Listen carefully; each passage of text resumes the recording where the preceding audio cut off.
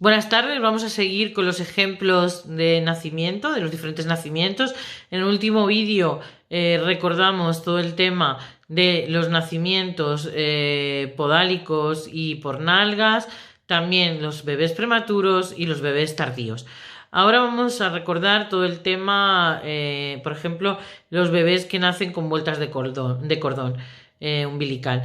Entonces, bueno, normalmente lo que más casos he visto han sido de vueltas de cordón umbilical alrededor del cuello, pero el cordón umbilical se podría también, digamos, enredar en las extremidades. Depende la creencia limitante de la vida intrauterina y demás, pues bueno, ya sería un tema u otro.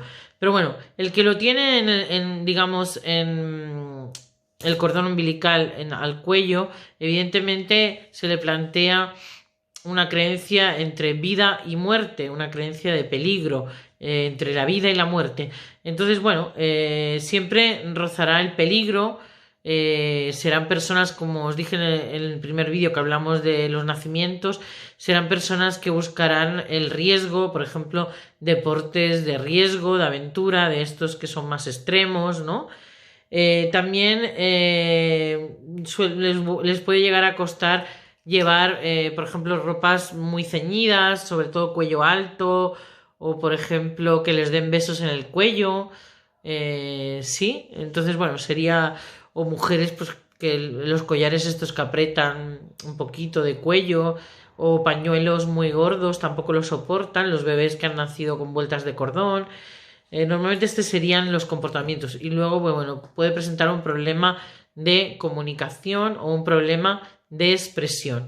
Pero como os decía, las vueltas de cordón también pueden ser en otras partes del cuerpo, extremidades. Hay bebés pues que se les hace la vuelta en los bracitos y se les pone como una mochilita. Simbólicamente podría ser cargar con la mochila de los familiares, bueno, del árbol genealógico, como os comentaba y demás.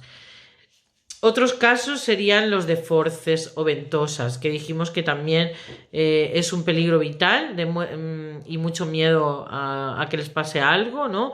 Y sobre todo tienen mucho miedo a la ayuda, porque la ayuda en el nacimiento les ayudó a no hacer, pero también les lastimó o les dio mucho miedo a que le hicieran daño. Entonces suelen ser bebés que no soportan, bueno, que no piden ayuda, que no confían en los otros mucho, y también bebés pues que son bastante más autosuficientes. ¿Sí? Suelen ser personas que se suelen sentir muy manipuladas, forzadas y obligadas a actuar. Vamos, que esto no les gusta nada, ni que les manipulen, ni que les fuercen, ni que les obliguen a actuar.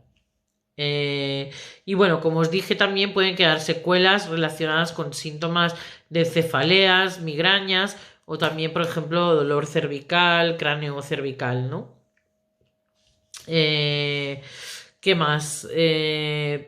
Otro tipo de parto sería que no comentamos, vale, el de cesárea, que lo dijimos en el primer vídeo, pero como me decíais de profundizar un poquito más, los partos de cesárea, como os dije en el primer vídeo, el bebé experimenta también un miedo atroz a que venga un agente externo de fuera y lo saca de golpe, entonces tiene mucho miedo. También puede experimentar miedo a los bisturís, ¿no? A los cuchillos, a las cuchillas de afeitar, por ejemplo, si alguien tiene mucho miedo a las cuchillas de afeitar, podría venir de esta memoria de parto por cesárea. También puede sentir un miedo muy profundo a hacerle daño de haberle hecho daño a la mamá, porque como esto sucede en la mayoría de partos donde hay anestesia general, ¿no? Ya que se produce una desconexión profunda con la madre y a su vez también la anestesia puede llegar a paralizar algunas de las funciones motoras del bebé. Entonces, bueno, hay un miedo muy inconsciente y culpa a poder haber hecho daño a la mamá porque ha perdido, digamos, esa desconexión, ha perdido esa conexión, perdón, y se siente desconectado. Y también, pues bueno, puede tener miedo al abandono y al rechazo, porque como en ese momento ya no lo siente, entonces puede haber un miedo muy profundo al abandono. Evidentemente los bebés que nacen por cesárea de golpe, boom, salen de un medio oscurito y calentito y tal a un medio que les enfoca una luz artificial que la perciben como muy agresiva y poco acogedora, además del cambio de temperatura de la sala y demás. Esto es muy importante. En todos los partos, nacimientos, se va a recordar, sobre todo si son estímulos significativos, como sería el caso de la luz esta tan fuerte que puede haber en una sala de cesárea, bueno, donde se hace una operación como la cesárea.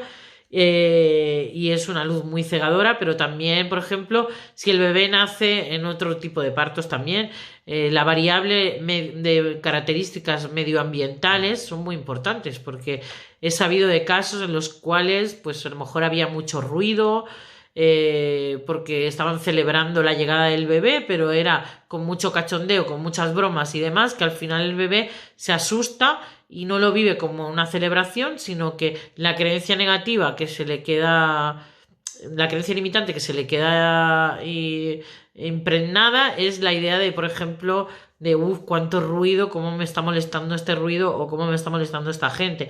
En ningún momento lo vive a lo mejor que es una fiesta y una celebración y que me están acogiendo. Sí, entonces ahí puede ser que en muchos casos haya memorias muy profundas en relación con el ambiente, ¿no? Con los estímulos ambientales, ¿no? Sería pues tanto el ruido, la luz, el color de la sala, las primeras manos que te cogen, la temperatura de esas manos. Hay algunos bebés que los bañaron hasta con agua fría, entonces imaginaos cómo se sentían de adultos en relación a todo el tema emocional, frialdad, calor, bueno, en fin, que todo esto son estímulos muy fuertes que dejan huellas muy profundas en los bebés. Y bueno, lo que os comentaba, cualquier parto que sea con anestesia general o local de la mamá puede provocar pues esta sensación de pérdida de desconexión con la madre, sensación de pérdida de las funciones motoras, miedo a hacerle daño a la mamá, miedo al abandono y a la separación. De hecho, ya se sabe que es muy importante que cuando el bebé nace, pues que enseguida esté en contacto con la mamá. Ahora ya no se lo llevan a lavar rápido como se hacía antiguamente. Muchos de estos aspectos se están mejorando. En relación a lo de anestesia, también suelen ser personas que pueden tener tendencia a evadirse y a desconectarse de las emociones y del sufrimiento, ya sea de manera espontánea o ya sea a través de las toxicomanías. Estas pueden ser drogodependencias o también otro tipo de dependencias, o sea, dependencias emocionales, dependencia a la comida, dependencia a la Coca-Cola y dependencia al alcohol o a las drogas. Entonces, se suele asociar bastante el haber nacido con anestesia total por parte de la madre a este tipo de dependencias. Y luego otro tipo de nacimientos que la gente me ha comentado también por las redes sociales estos días ha sido que no había comentado nada de los nacimientos de gemelos. Este también es un tema muy muy interesante y que podría dedicar un vídeo entero a hablar del tema de gemelos. Pero bueno, a dos pinceladas para este vídeo sería que el hecho, al nacer gemelos siempre hay uno que nace primero, ¿vale? Entonces ese será considerado el líder. Y también a nivel inconsciente sentirá un poquito de culpa de ser el más fuerte porque ha nacido primero.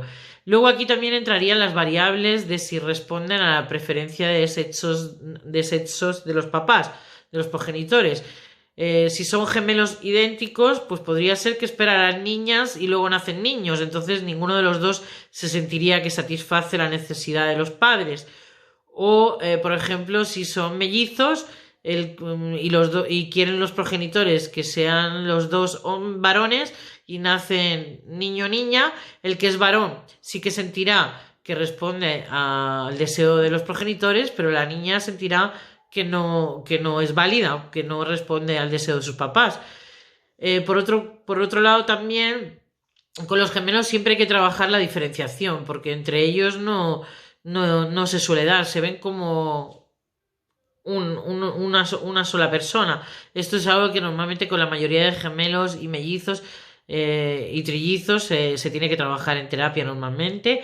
Y luego también podría ser que cuando se enteran los progenitores de la noticia de que vienen 2 o más bebés, pues podría ser que haya un primer susto o rechazo y demás. Entonces podría ser que uno de los bebés sienta que está en su sitio y que otro sienta que está de más. Esto sería, evidentemente, como ya sabéis, muy, muy inconsciente. Aquí dejo el tema de los nacimientos y las formas de parto y vamos a seguir hablando igualmente porque, por ejemplo, el tema gemelar da para mucho y también otro de los temas que tengo ganas de poder hablar es cómo reparamos o repetimos determinados programas que darían respuesta a la profesión a la cual nos dedicamos. Creo que es un tema muy interesante y que actualmente, que estamos pasando mucho tiempo en casa, nos puede ayudar a redefinir nuestras profesiones o si nos hemos quedado sin trabajo, a repensar en futuros proyectos. Y bueno, siempre lo relacionaré con el tema de las memorias prenatales. Buenas tardes.